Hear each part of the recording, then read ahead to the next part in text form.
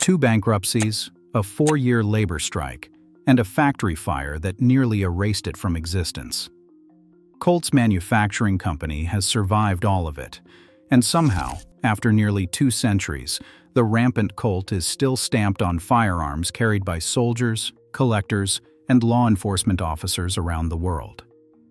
From the cap-and-ball revolvers that armed the Texas Rangers against the Comanche to the M16 rifles that defined the Cold War, Colt didn't just make guns, it built the blueprint for American manufacturing itself. But the company that helped win every major American conflict from the Mexican-American War to the War on Terror came within inches of disappearing forever. More than once.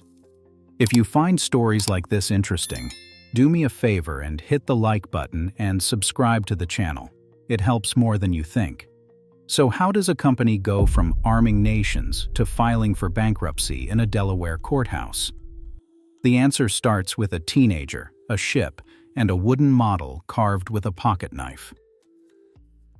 Hartford, Connecticut, 1814.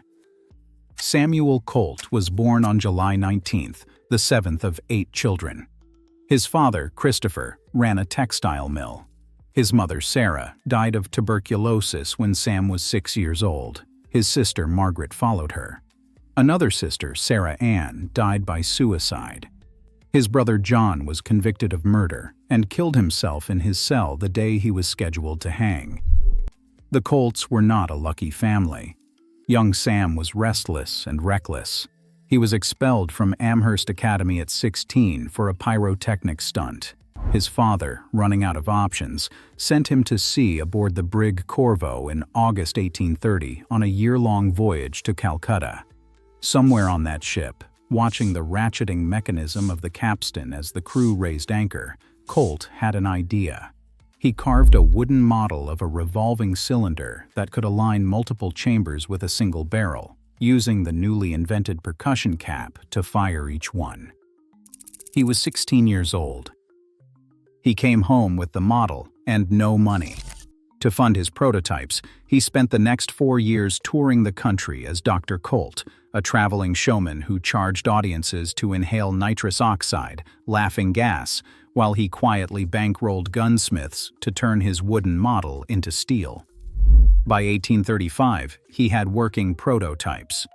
By February 25, 1836, he had U.S. patent number 138. He was 22. Backed by his cousin Dudley Selden and other family money, Colt formed the Patent Arms Manufacturing Company in Paterson, New Jersey. The first production revolver, the Colt Paterson, was a 5-shot, 36 caliber handgun with a folding trigger that deployed when the hammer was cocked. It was unlike anything the world had ever seen. It was also fragile, expensive, and nearly impossible to reload without partially disassembling it.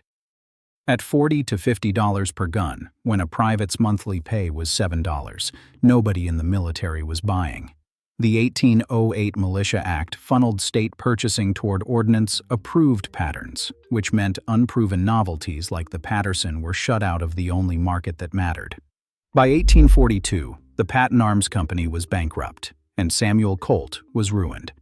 But the Paterson had quietly made its way into the hands of the Republic of Texas Navy, and eventually, the Texas Rangers.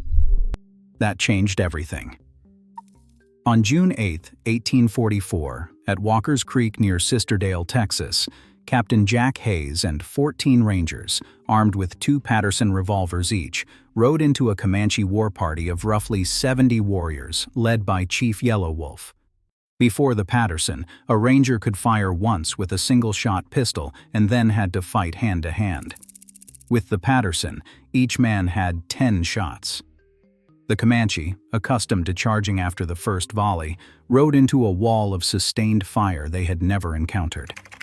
One Ranger, Sam Walker, was lanced through the body and nearly killed.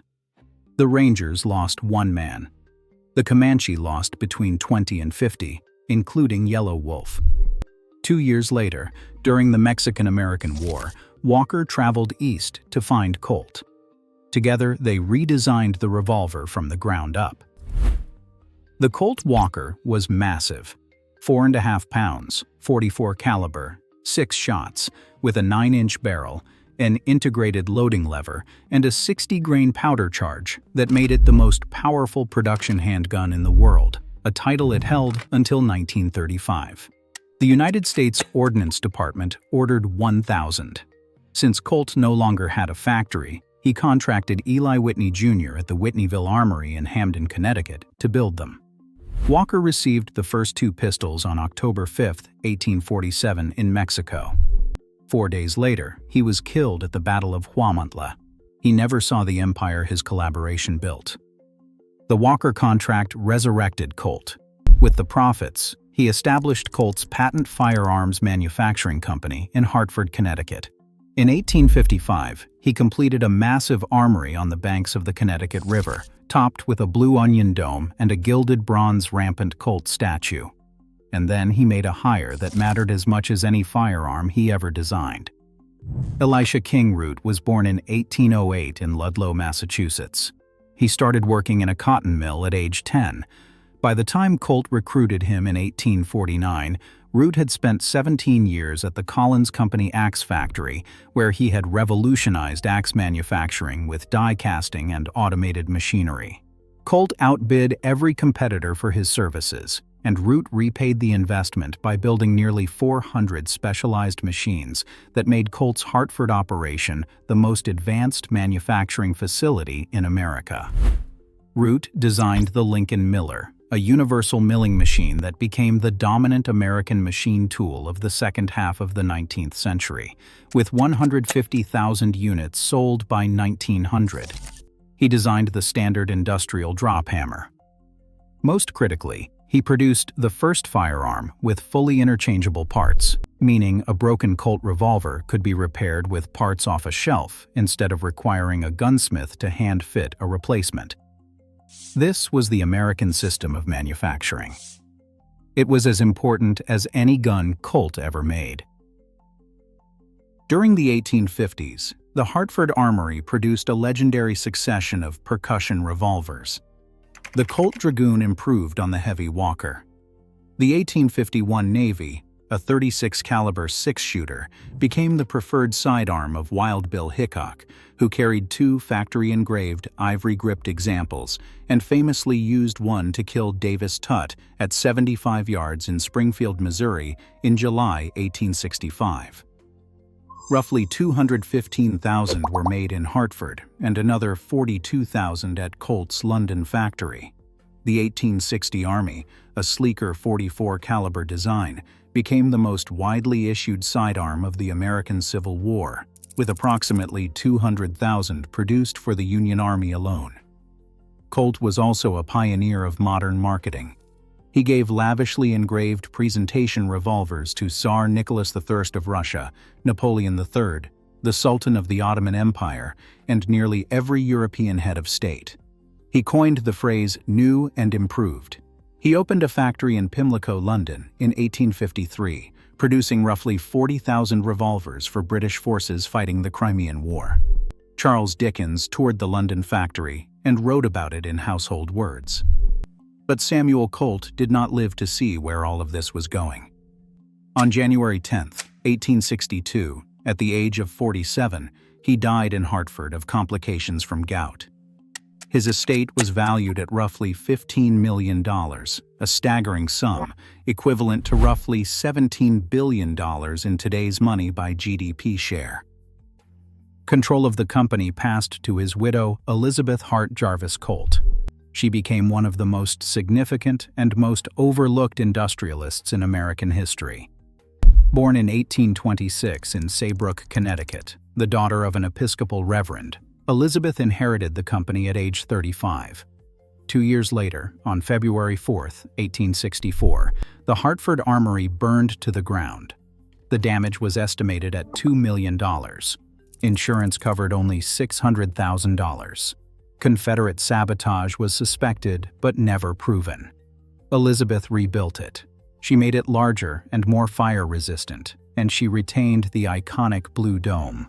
Her brother Richard Jarvis served as company president, and together they steered Colt through 4 decades of transformation, from percussion to cartridge revolvers, from single action to double action, from handguns to machine guns. She held the controlling interest until 1901, nearly 40 years. When she died in 1905 at age 78, the Hartford Courant ran a full-page obituary calling her the First Lady of Connecticut, the first time the paper had ever done that for a woman. She left over 1,000 art objects to the Wadsworth Athenaeum, 140 acres for Colt Park, and she converted the family estate Armsmere into a home for the elderly. If you are watching this and finding it valuable, take a second to subscribe to the channel. We cover the full stories behind the companies and machines that built the industrial world, and there is a lot more coming. Under Elizabeth's stewardship, the company faced a critical competitive barrier. Smith & Wesson controlled the Rollin-White patent covering bored-through cylinders, which were essential for loading self-contained metallic cartridges. Colt was locked out of the cartridge revolver market until the patent expired on April 4, 1869. The moment it did, Colt's engineers, William Mason and Charles Brinkerhoff Richards, went to work. In 1873, they introduced the Colt single-action army, the Peacemaker. Chambered in .45 Colt, 6 shots, single action, it was adopted by the United States Cavalry and became the defining weapon of the American West. The first military contract delivered 8,000 revolvers at $13.30 each. Over 357,000 first-generation Peacemakers were produced between 1873 and 1940, in more than 30 calibers. The guns that armed Custer's 7th Cavalry at the Little Bighorn, with serial numbers from 4,500 to 7,500, were inspected by Orville Wood Ainsworth at the Colt factory. Frank McLaury and Billy Clanton carried Colt Frontier 6-shooters in .44-40 at the gunfight at the OK Corral. The Peacemaker became so iconic that when television westerns exploded in the 1950s, Colt restarted production specifically to meet the demand.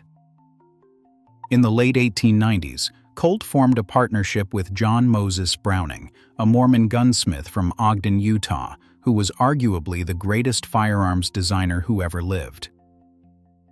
Browning designed the Colt Browning M1895 machine gun, nicknamed the Potato Digger for its swinging operating lever, the first successful gas-operated machine gun in military service. But Browning's masterpiece for Colt was still coming. After the Philippine-American War, where the Army's .38 caliber revolvers proved catastrophically inadequate against Moro Juramentado warriors who charged through multiple bullet wounds, the military demanded a large caliber semi-automatic pistol. Browning designed a recoil-operated, magazine-fed handgun chambered in .45 ACP. On March 15, 1911, at Springfield Armory, the Colt pistol fired 6,000 rounds over 2 days without a single malfunction. The competing Savage Model 1907 had 37 stoppages.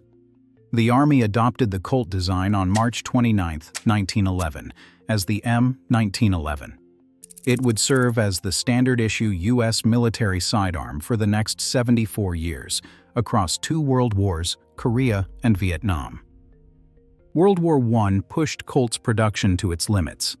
The company delivered roughly 425,000 M1911 pistols, 13,000 Vickers machine guns, and 10,000 Browning automatic rifles. In 1921, Colt manufactured the first commercial run of Thompson submachine guns for Auto Ordnance Corporation, the famous Tommy gun. World War II swelled the workforce to nearly 15,000 employees across 3 factories running 3 shifts, 24 hours a day. Colt produced 629,000 EIC 1911 A1 pistols and won the Army-Navy E Award for manufacturing excellence. But the post-war collapse hit Colt hard. Military contracts evaporated. The workforce was slashed. In 1955, Colt introduced the Python, a .357 Magnum revolver that would become the most celebrated production revolver in American history. Only one was made that first year, hand-built by factory gunsmiths Al Gunther and Al DeJohn. They beefed up the old .41 frame, added a full-length underlug barrel and ventilated rib, and tuned the action by hand until the trigger broke like glass. The original price was $125. The Python's secret was craftsmanship that bordered on obsessive, tight tolerances, hand-polished internals, and a clockwise cylinder rotation that locked tighter on firing than any competitor. Over 750,000 were eventually produced. Vintage first-year Pythons now sell for $25,000 to $30,000 at auction. This decision seemed small at the time. It wasn't. In 1959, Colt made its most consequential acquisition. Armalite, a small division of Fairchild Engine and Airplane Corporation, had developed a revolutionary lightweight rifle designed by Eugene Stoner using aircraft-grade aluminum and synthetic plastics. Armalite could not sell it to the military and offered the manufacturing rights to Colt for $75,000 plus a 4.5% royalty. Colt's military marketing chief, Bobby McDonald, aggressively pitched the rifle to every branch of the armed forces. In July 1960, Air Force Vice Chief of Staff General Curtis LeMay Test fired the rifle at a 4th of July party, shooting watermelons at 50, 100, and 150 yards, and ordered thousands on the spot. The M16, as it became known, was adopted for Vietnam. And then the problems started.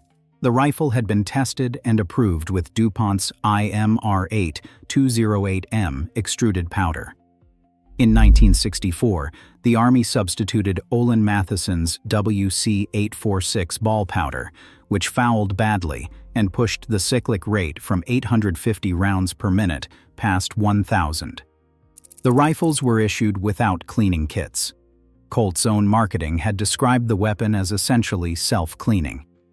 In the jungles of Vietnam, M16 rifles jammed in firefights. Marines wrote letters home describing dead men found with their rifles disassembled, killed, trying to clear malfunctions. The scandal broke publicly in March 1967. A congressional investigation followed. Fixes came: chrome-lined chambers, a buffer to slow the cyclic rate, cleaning kits finally issued, and the M16A1 emerged as a reliable weapon. But the reputational damage was devastating. Despite the controversy, the M16 platform secured Colt's financial stability for decades. By 1969, Colt had delivered its 1 millionth M16. Ultimately, over 5 million M16 family rifles were produced worldwide. The civilian AR-15 Sporter line became a commercial juggernaut. But Colt's corporate structure was fracturing. The Colt family had long since sold the company. In 1955, financier Leopold Silberstein acquired it through Penn Texas Corporation, which was renamed Fairbanks Whitney in 1958, and then Colt Industries in 1964. Colt was now the firearms division of a conglomerate, and the machinery in the Hartford plant was aging. Then came 1985. The U.S. military replaced the M1911A1 with the Beretta M9, a 9mm pistol, ending 74 years of Colt as America's sidearm maker. The first Beretta contract was 315,930 pistols at $178.50 each, roughly $75 million, and it went to Italy, not Hartford. 1 year later, on January 24, 1986, over 1,000 UAW local 376 workers walked off the job. The strike would last 4 years, the longest major labor action in modern Connecticut history. Colt hired more than 600 replacement workers. Quality collapsed. State and local police departments that had carried Colts for decades launched boycotts. The NLRB ruled it an unfair labor practices strike in September 1989. When it finally settled on March 22, 1990, the workers received $13 million in back pay, 13% wage increases, and an employee stock ownership plan giving them 11.5% of the company. The state of Connecticut pension fund took 47%. The brand was alive, but barely. In 1992, Colt filed for Chapter 11 bankruptcy. In 1994, financier Donald Zilka purchased the company for approximately $100 million. Under Zilka's ownership, Colt's CEO publicly advocated for federal gun licensing, and the company pivoted research towards smart gun technology to court the Clinton administration. The civilian gun-owning public responded with a boycott that cost Colt an estimated $10 million in sales. Colt stopped making double-action revolvers entirely in October 1999. The Python, the snake guns, the entire revolver heritage were gone from the catalog. In 2002, Colt split itself in two. Colt Defense, LLC, handled military and law enforcement contracts. Colt's manufacturing company, LLC, handled the civilian market. The defense side thrived temporarily during the War on Terror, holding the exclusive M4 carbine contract. But on February 22, 2013, the Army awarded the primary M4A1 contract to F.N. Herstal for $77 million, and Colt lost its last major military anchor. The two halves merged back together in 2013 to cut overhead, but the damage was done. Private equity firm Science Capital Management had loaded the company with $355 million in debt. On June 14, 2015, Colt filed for Chapter 11 bankruptcy for the second time. The company emerged in January 2016 with $200 million less debt and a new strategy aimed squarely at the civilian market. And then something unexpected happened. Colt went back to what it did best. In 2017, they reintroduced the Cobra. In 2019, the King Cobra. In January 2020, the Python returned, redesigned with a thicker top strap and modernized internals, at a retail price of $1,500.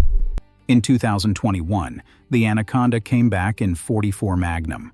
The snake guns were alive again, and collectors and shooters responded with the kind of demand Colt hadn't seen in decades. On February 11, 2021, Ceska's Zbrojovka Group, a major Czech firearms manufacturer, announced it would acquire Colt for $220 million in cash plus over 1 million shares of CZG stock. The deal closed May 24, 2021. The parent company renamed itself Colt CZ Group in April 2022. The combined entity reported revenues in 2024 of roughly $960 million, with over 633,000 firearms sold and operations spanning the Czech Republic, the United States, Canada, Sweden, and Switzerland. For the first time in decades, Colt had financial stability, modern manufacturing infrastructure, and a global distribution network. The Rampant Colt, the rearing horse with a broken spear in its mouth, has been stamped on Colt firearms since the 1850s. It comes from the Colt family coat of arms, a heraldic symbol of a horse defending a fallen knight by breaking his enemy's lance. Samuel Colt used it on his personal wax seal before he ever filed a patent. It survived the Paterson bankruptcy, the Hartford fire, 2 world wars, the UAW strike, the smart gun boycott, and 2 Chapter 11 filings. That horse has been knocked down more times than any logo in American manufacturing. And every time, it got back up. The company that Samuel Colt founded at 22, lost at 28, and rebuilt at 32 did not just make firearms. It created the system that made mass production possible. Interchangeable parts, assembly line manufacturing, mechanized precision. Henry Ford gets the credit. Elisha Root and Samuel Colt built the foundation 60 years earlier on the banks of the Connecticut River. Today, the Blue Onion Dome still stands in Hartford. The Coltsville National Historical Park, authorized in 2014, preserves the Armory Complex. In West Hartford, the machines are still running. The M1911 is still in production. The Python is back. The Single-Action Army, the Peacemaker, is still in the catalog at $1,779, a gun whose basic design has not changed since 1873. From the deck of the brig Corvo to a Czech corporate boardroom, the Rampant Colt has outlasted its founder, his widow, 2 centuries of competitors, and its own worst decisions. And if you look closely at the logo, you'll notice something. The horse isn't running away. It never was. If this is the kind of deep industrial history you want more of, subscribe to the channel. We have the full stories behind the machines and the companies that built the modern world. The next one is already in production.